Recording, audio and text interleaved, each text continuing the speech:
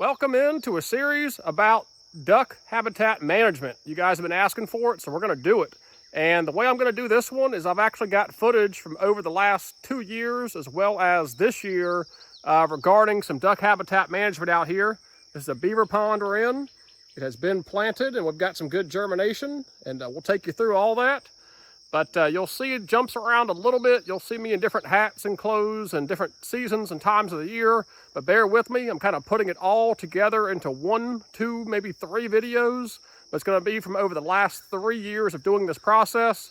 Even though it's chopped up, all the information is still the same. So for this first video, we're gonna look at water level control and water level management and kind of what goes into that, particularly as it pertains to a beaver swamp. So without further ado, let's get into that first part. All right, I want to take a closer look at this beaver seclusion cage we've got down here at the dam breach. And the way we've got this set up is a little bit unique to really help discourage the beavers from being able to get in here and pack this thing up. Now, the critical piece was that we trapped out 4 beavers out of here. 3 very active, and then a couple months later, another one had came upstream and we got him too. So we got 4 adult beavers out of here, and since that 4th one was caught, they've not even tried to pack this back up.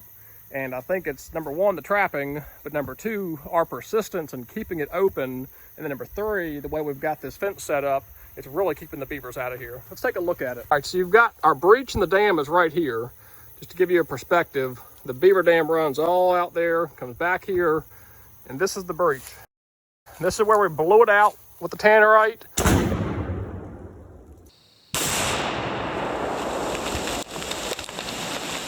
And then we dug it all out with a mattox and got it down as deep as possible. It's about 3 or 4 foot wide.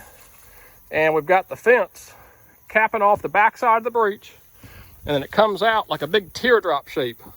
Big teardrop, goes out way out and around.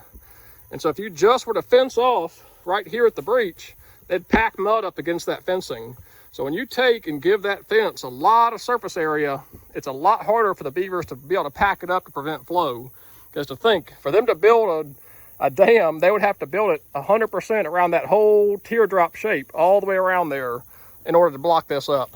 What you're gonna find though, as you get the fence installed, there's gonna be weak points where the beavers try to burrow under.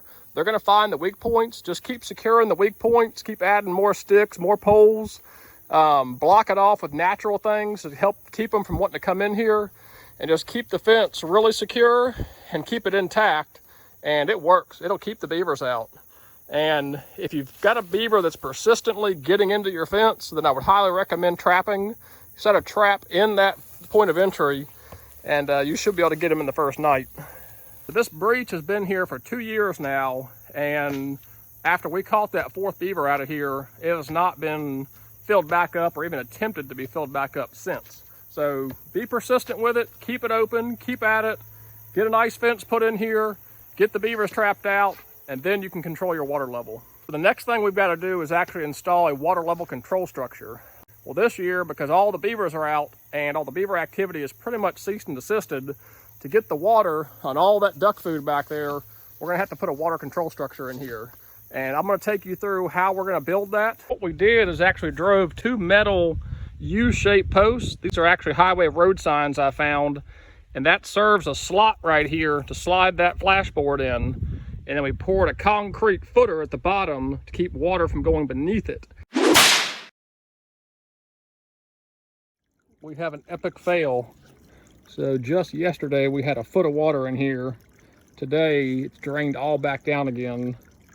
Water blew underneath that board. And you see the sand deposit where it dumped it right here. And the water is running all underneath the board now. But it was a foot higher yesterday, and I guess the pressure got up on it and it blew out beneath it. So what we did for the concrete footer to keep the water from going beneath the board was use sandbags on the front side to stop the flow of water coming in, and that gave us time to pour the concrete and let it set up before the water came back into it. So once the concrete dried, it then held water really nicely, and it held water really well last year, so we may actually work to raise that board a little higher this year. But this is just a simple homemade DIY riser structure here. Just 2 U-shaped metal, concrete footer, and a piece of 3/4 inch marine grade plywood, which is now down there because we used too much tannerite. But We'll get a new board this year when it's time to flood. And we may even use decking boards instead of one single board. That way we can control the actual height of the water and slowly flood it instead of flooding it all at once. That way we can bring water up into each little section and step and slowly put the water back on it.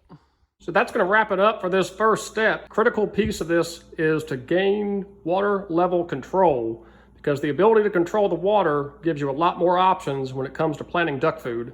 Really appreciate you guys following along. We'll catch you on the next one.